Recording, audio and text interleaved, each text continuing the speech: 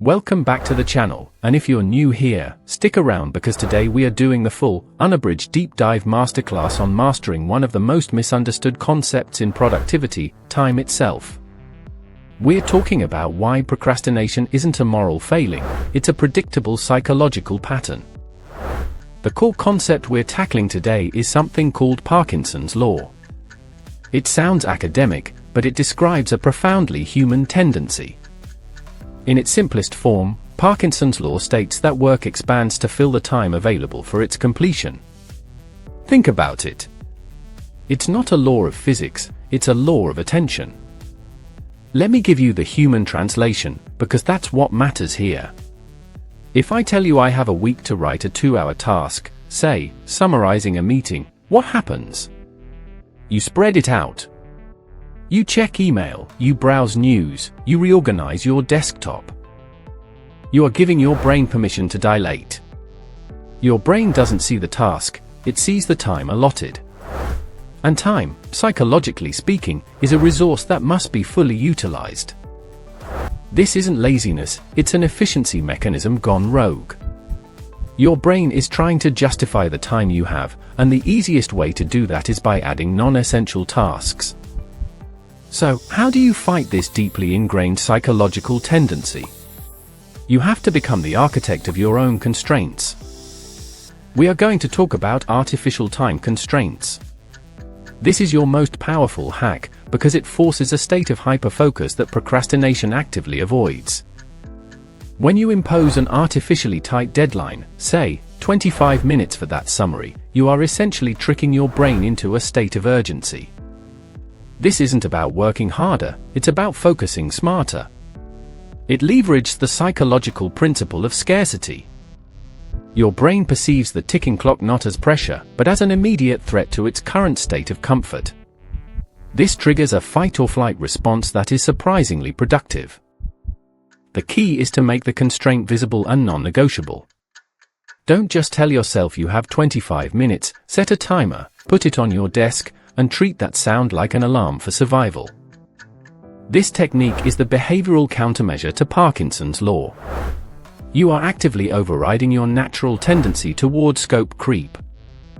Let's talk about the underlying psychology of procrastination itself. It's rarely about time management, it's usually about emotion regulation. When we procrastinate, what are we really doing? We are avoiding a negative feeling associated with the task, boredom, fear of failure, or perceived difficulty. The task feels too big, so the brain triggers a paralysis response. It's an emotional defense mechanism, not a time management failure. So, if procrastination is about emotion, our solution must be emotional, not just temporal. We need to lower the activation energy required to start. This brings us to the concept of micro-commitments. Don't commit to finishing the project, commit only to the next 5 minutes. Just those 5 minutes. The goal is to bypass the emotional resistance of starting. Once you are in motion, once you've overcome that initial inertia, the momentum often carries you much further. This is the psychological principle of getting started. The hardest part of any task is always the first 10% of it. Now let's synthesize these two major concepts.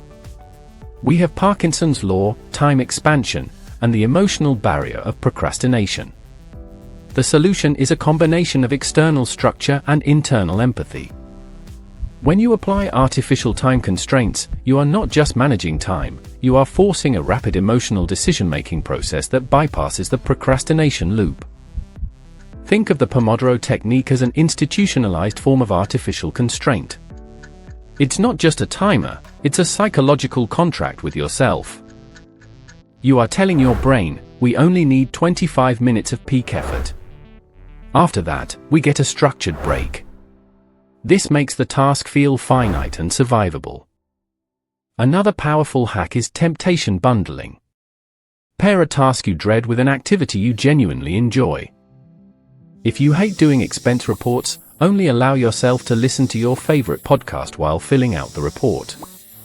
You are leveraging immediate reward for delayed gratification. This works because it shifts the perceived cost of the task. The reward is immediate, making the effort feel less punitive. Let's talk about accountability structures.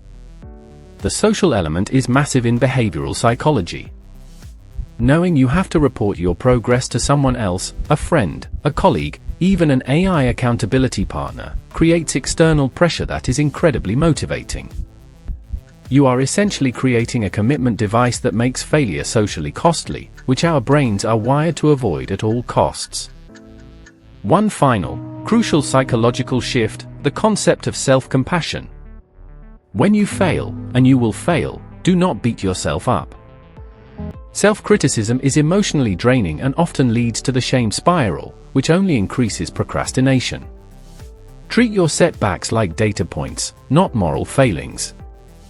Every time you recognize the psychological mechanism at play, be it Parkinson's law or emotional avoidance, you gain power. You move from being a victim of your own habits to an active behavioral engineer. Remember this formula: to beat procrastination and time creep, you must apply artificial constraints to your tasks, while simultaneously lowering the emotional barrier of starting. Start small. Set that timer for 25 minutes right now. Don't think about the whole week, just focus on the next quarter hour. Mastery isn't about eliminating bad habits, it's about understanding the psychological levers that pull them, and knowing how to gently, but firmly, pull back. Implement these hacks, observe the shift in your focus, and watch how you reclaim not just time, but genuine control over your life.